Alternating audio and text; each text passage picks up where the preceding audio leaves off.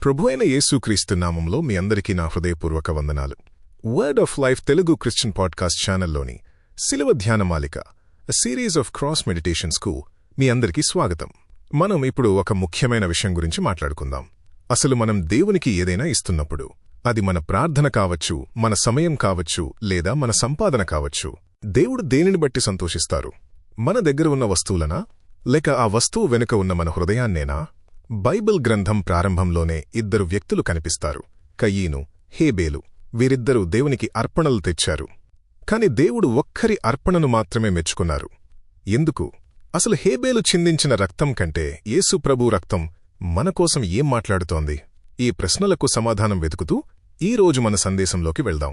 మనం బైబిల్ మొదటి పుస్తకాన్ని తెరిస్తే అక్కడ ఒక విషయం కనిపిస్తుంది. ఆదికాండము 4వ అధ్యాయం 4వ వచనం ఇలా చెబుతోంది, హేబేలు కూడా తన మందలోని తొలిచూలు పశువులలో కొన్నిటిని వాటి క్రొవ్వును అర్పించెను. యెహోవా హేబేలును అతని అర్పణను లక్ష్యపెట్టెను.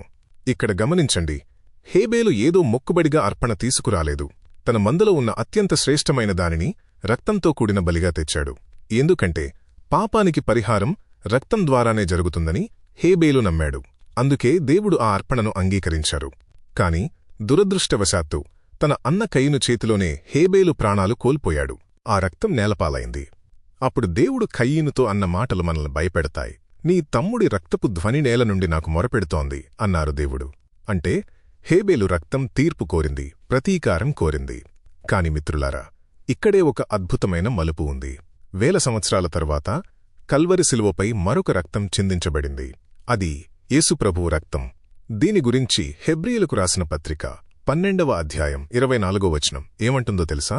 క్రొత్త నిబంధనకు మధ్యవర్తి అయిన యేసునొద్దకును హేబేలు కంటే మరి శ్రేష్ఠముగ పలుకు ప్రోక్షణ రక్తమునకును మీరు వచ్చియున్నారు. ఏమిటా తేడా?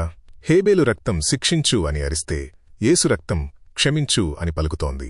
హేబేలు రక్తం నేలమీద పడి శాపాన్ని గుర్తుచేస్తే, యేసు రక్తం శిలువ మీద నుండి మనల్ని పవిత్రపరుస్తోంది. అందుకే హేబేలు రక్తం కంటే యేసు రక్తం శ్రేష్టమైనది అని బైబిల్ చెబుతోంది. ఇది వింటున్న మీతో నేనొక మాట చెప్పాలనుకుంటున్నాను. మీరెప్పుడైనా నేను చేసిన తప్పులకు దేవుడు నన్ను క్షమిస్తాడా అని బాధపడుతున్నారా? మీ గత జీవితం మిమ్మల్ని నిందిస్తోందా? అయితే ఒక్కటి గుర్తుంచుకోండి, హేబేలు రక్తం కంటే మిన్నగా మాట్లాడే యేసు రక్తం ఈరోజు మీ పక్షాన ఉంది. దేవుడు మన నుండి ఆశించేది హేబేలు చూపించిన విశ్వాసాన్ని. మనమిచ్చే అర్పణల కంటే మనం చూపే విధేయత ముఖ్యం. మన హృదయం దేవునివైపు ఉన్నప్పుడు ఆ రక్తపు ప్రోక్షణ మనల్ని ప్రతి పాపం నుండి కడిగివేస్తుంది. మనమిక భయపడాల్సిన అవసరం లేదు. ఎందుకంటే మన తరపున మాట్లాడే గొప్ప రక్తం పరలోకంలో ఉంది. ప్రార్థన చేసుకుందాం.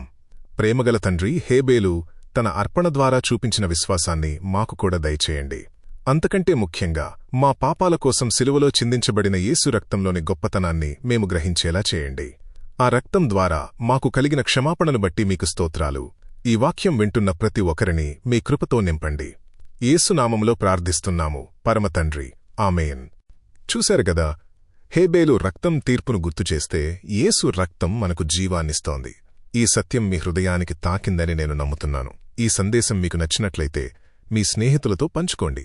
ఇలాంటి మరిన్ని ఆధ్యాత్మిక విషయాల కోసం మన వర్డ్ ఆఫ్ లైఫ్ పోడ్కాస్ట్ ఛానల్ను సబ్స్క్రైబ్ చేసుకోండి. వచ్చే వారం మరో బలమైన వాక్యంతో కలుసుకుందాం. దేవుడు మిమ్మల్ని దీవించునుగాక.